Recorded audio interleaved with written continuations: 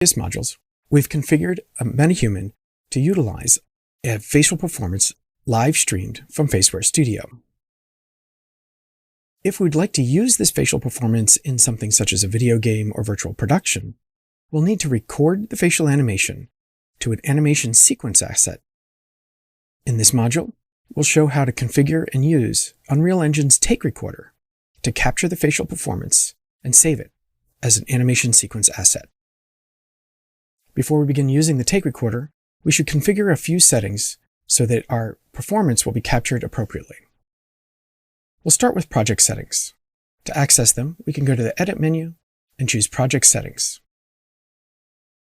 Here, we'll want to configure the frame rate of the project to match the frame rate of the source video that's being streamed from Faceware Studio.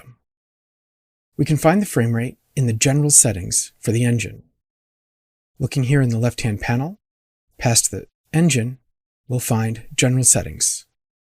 Clicking this section, we can scroll down to the bottom of the panel and find frame rate.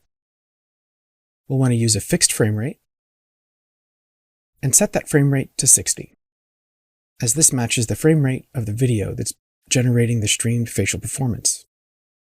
Optionally, there are also settings for the Take Recorder here in the Project Settings. They can be found further down in the left-hand panel. Under the Plugins section, we'll find an option for Take Recorder.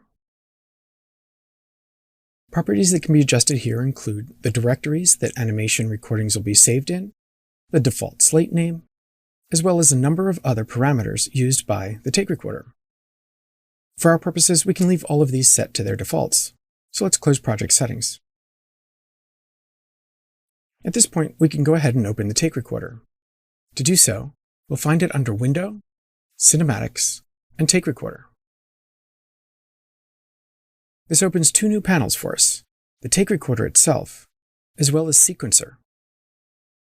Sequencer is used to facilitate the recordings that Take Recorder will generate.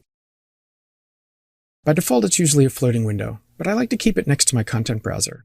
So I'm going to drag this tab right next to the content browser and release here. This keeps it a little bit out of the way and lets me see the viewport. Our Take Recorder and Sequencer are both defaulted to 24 frames per second. We'll need to set this to 60 frames to match our project. So clicking the drop-down here in Take Recorder, selecting 60 frames per second, and now we've updated both the Take Recorder as well as the Sequencer.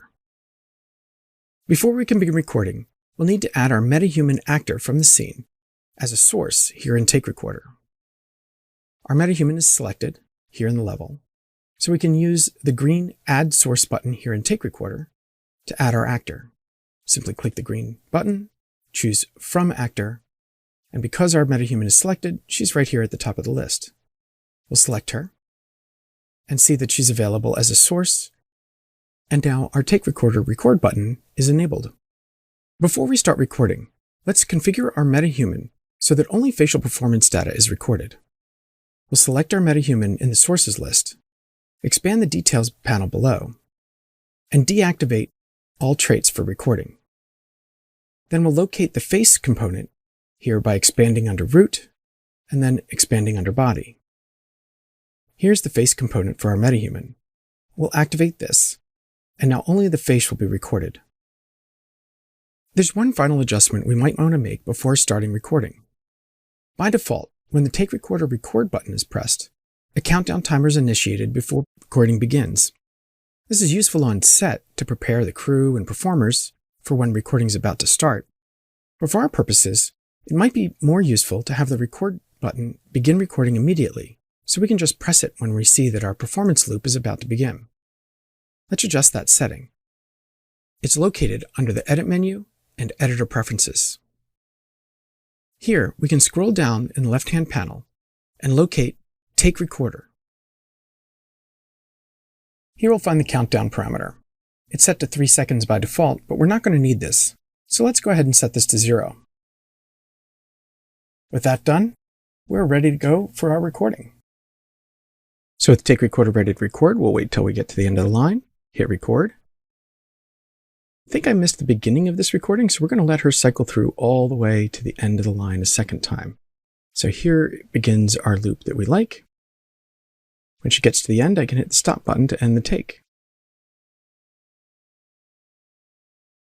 All right, so we've got our take. I'll hit stop.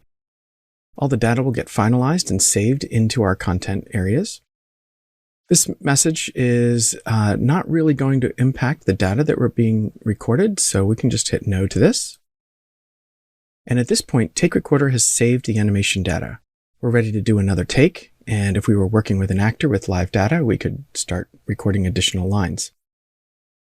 So let's take a look at where that data ended up. We'll just go ahead and exit from our simulation mode by accessing our stop button here. Could have also used the escape key to do that. And we'll go into our content browser and we'll find that there's a new folder that's been created called Cinematics. And this is where we were set up for all of our take recordings to be written into. Inside that, we'll find a folder for takes. Double-clicking, that'll give us a folder for today's date. And then inside that, there's a scene and a set of sub-scenes. We're not going to need the sequences. We're really only interested in the animation sequence data itself. So we'll continue to drill down into the next folder. And finally, we reach a folder that's labeled animation. We'll go in there and find our animation asset. Hovering over this, we see that we have the full name of our actor and that this is an animation sequence. Double-clicking will open our animation sequence editor. And here we can see our animation data curves and an example of that performance. And in our upcoming modules, we'll take a look at how we can start to utilize and edit the data that's been recorded.